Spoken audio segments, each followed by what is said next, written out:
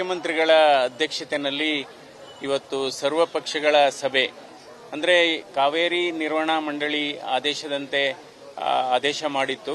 ಅಂದರೆ ಕರ್ನಾಟಕ 3,500 ಕ್ಯೂಸೆಕ್ಸ್ ನೀರನ್ನು ತಮಿಳುನಾಡಿಗೆ 15 ದಿವಸಗಳಲ್ಲಿ ಹರಿಸಬೇಕು ಅಂತ.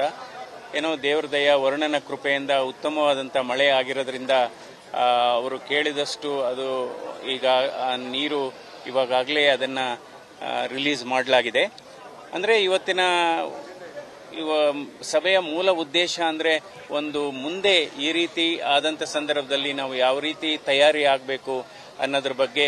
ಅದೇ ರೀತಿ ಇವತ್ತು ಕಳೆದ 8 ವರ್ಷದ ನಾವು ಡೇಟಾ ನೋಡಿದರೆ ಈಗ ನಾವು ಈ ಟ್ರಿಬ್ಯುನಲ್ ಅವಾರ್ಡ್ ಪ್ರಕಾರ ವಾರ್ಷಿಕವಾಗಿ ತಮಿಳುನಾಡಿಗೆ 177 TMC ನೀರನ್ನು ನಾವು ಬಿಡಬೇಕಾಗುತ್ತೆ.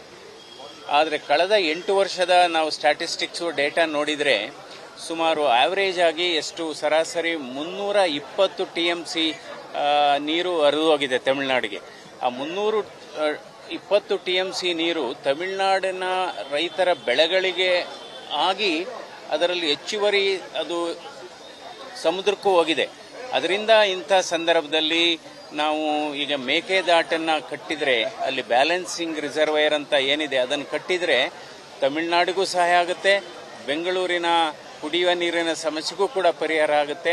ಸೊ ಇದರ ಬಗ್ಗೆ ನಂತರ ಯಾಕೆಂದರೆ ಇವತ್ತು KRS ಇವತ್ತು ಕಾವೇರಿ ಬೇಸಿನ್ನಲ್ಲಿ ಅತಿ ದೊಡ್ಡ ಡ್ಯಾಮು ಅಂದರೆ KRS ಡ್ಯಾಮ್ 49 TMC ಅದರ ಕೆಪಾಸಿಟಿ ಇದೆ. ಆದರೆ ಕೇವಲ ಇನ್ನೂ ಅದು 45% ಅಷ್ಟೇ ಫಿಲಪ್ ಆಗಿರೋದು.